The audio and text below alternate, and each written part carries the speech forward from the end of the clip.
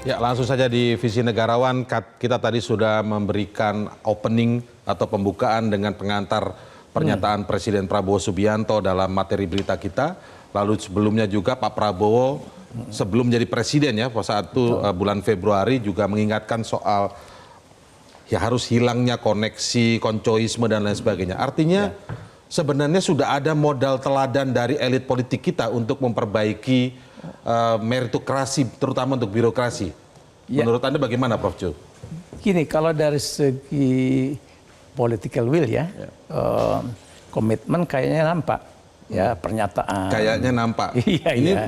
beda Iya. artinya nampak ini, Pak. Masih iya, kayaknya nampak. berarti. Iya. Oke. Jadi kelihatan lah ya pernyataan-pernyataan dan komplainnya presiden ini ya bahwa birokrasi ribet, birokrasi itu mempersulit ya. Ada urusan yang dibikin mudah, kok dipersulit, macam-macam lah. Dan itu memang patologi birokrasi kan. Sudah lama sekali birokrasi kita berperilaku seperti itu.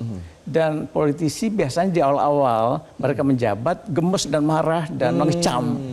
Nah, saya khawatirnya begitu, Presiden Prabowo hanya di awal, tapi nanti birokrasinya sesudah dia berlalu berapa lama, birokrasinya kembali ke penyakit yang lama. Jadi betul-betul perlu ada tindakan dan langkah yang konkret untuk menjaga dan mengawal birokrasi supaya betul-betul berbasis meritokrasi itu.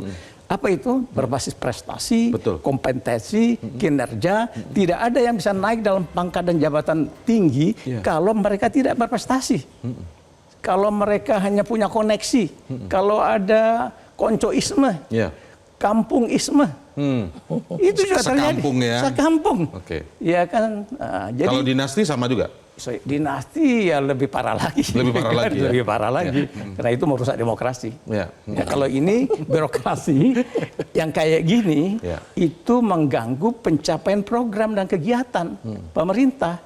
Jadi kalau Presiden Prabowo ini mau visi misinya, program kegiatannya bisa berjalan sesuai dengan apa yang diharapkan dalam Asta apa namanya itu? Asta Cita. Asta Cita.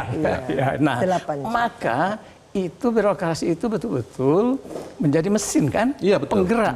Nah, kalau dalam bahasa teorinya yang merumuskan kebijakan dan melaksanakan kebijakan, public policy implementation kan dia.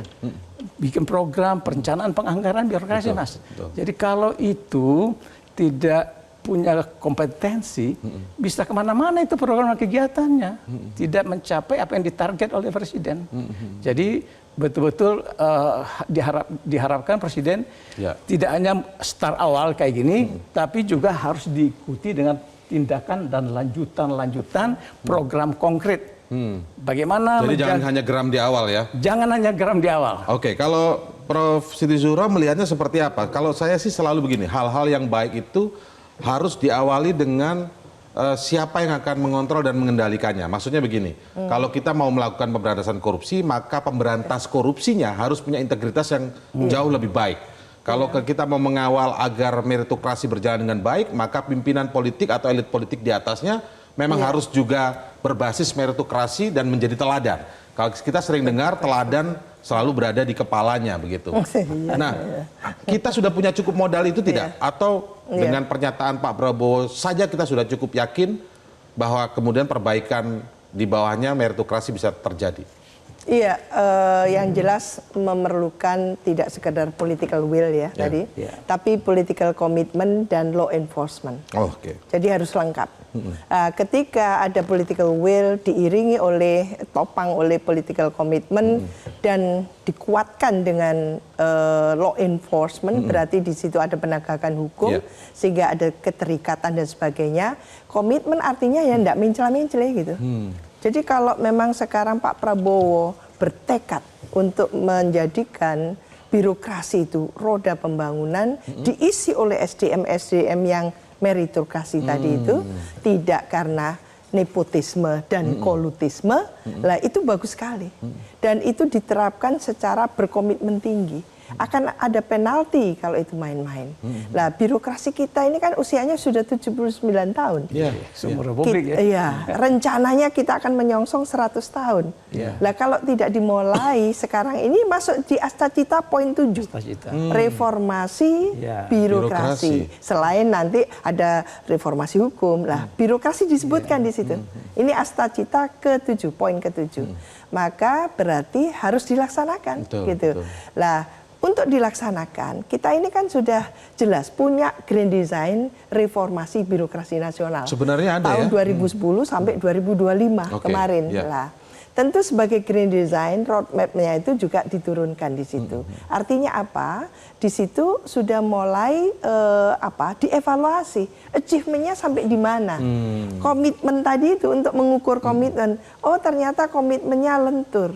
Nah, birokrasi ini tantangan. Artinya kalau komitmen lentur itu berarti nggak tidak ada komitmen berarti. Kenapa? Karena memang birokrasi itu mendapat tantangan yang sangat serius gitu ya. Ketika kita melaksanakan sistem multipartai banyak. Nah, ini sistem multipartai banyak. Ternyata kita punya sejarah secara empirik itu diintrusi birokrasi di situ. Nah, mestinya idealnya siapapun yang menjabat menjadi presiden, gitu ya, gubernur, bupati, wali kota, tidak boleh mengacak-acak birokrasi. Ini ada komitmen seperti itu. Tapi kayaknya selalu berubah itu ya. Nah, itu masalahnya. Maka ketika birokrasi kita subject to change seperti ini, kita tidak akan bisa menjadi negara maju dalam arti yang sebenarnya, karena tidak ada negara maju yang tidak ditopang oleh birokrasi yang tadi itu profesional, yang transparan, yang akuntabel, yang efektif, efisien, yang birokrasi itu bekerjanya sebagai abdi negara, abdi masyarakat. Jangan lupa itu. Tapi kenyataannya abdi tertentu ya, pejabat tertentu kemudiannya. Nah, sejak 10 tahun lalu ya, 2010 ya bahkan ya, Prof. Ya. Iya, 2010 sudah ada grand design. Kementeriannya sendiri yang mengawal soal ini juga ada.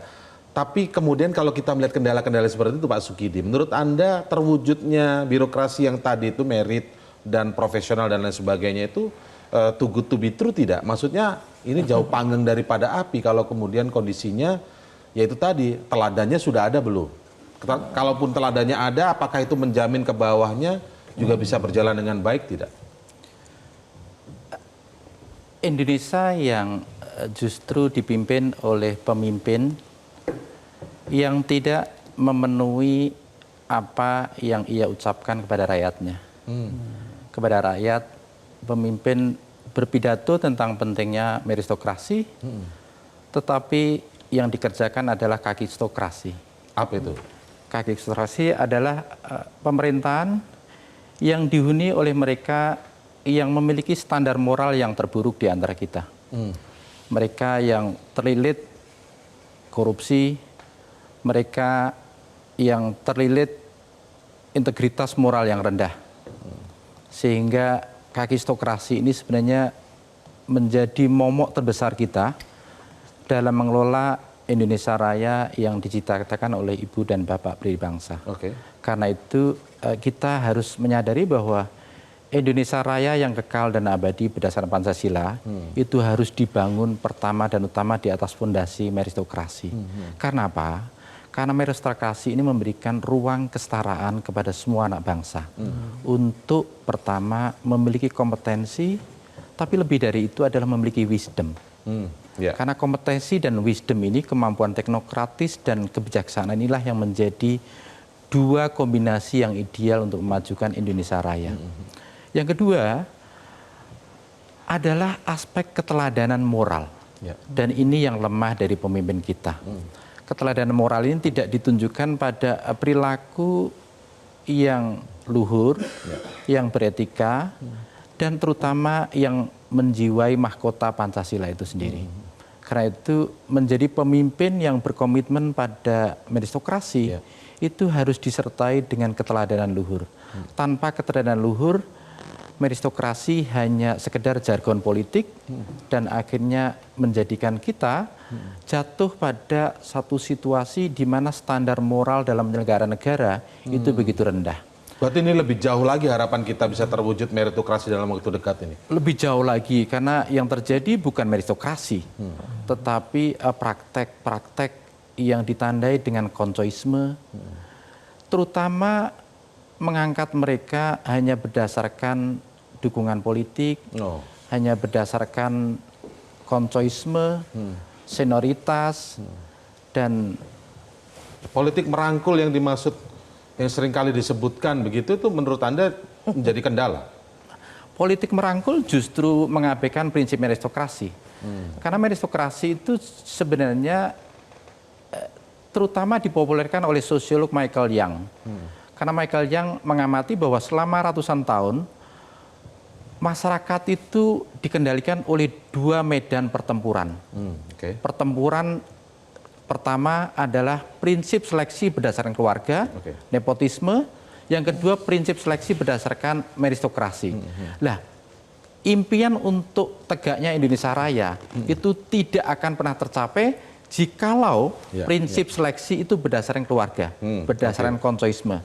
Karena itu kita harus melakukan perubahan yang secara radikal untuk meletakkan prinsip dasar seleksi itu berdasarkan sistem merit itu sendiri. Perubahan radikal ini apakah bisa terwujud dalam waktu dekat dengan meritokrasi tadi?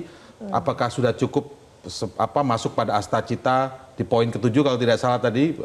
Apakah sudah cukup dengan pernyataan Pak Prabowo yang seringkali mengulang tentang harus hilangkan praktek koncoisme, koneksisme dan lain sebagainya? Kita akan lanjutkan di segmen selanjutnya. Tetaplah bersama kami di Visi Negarawan.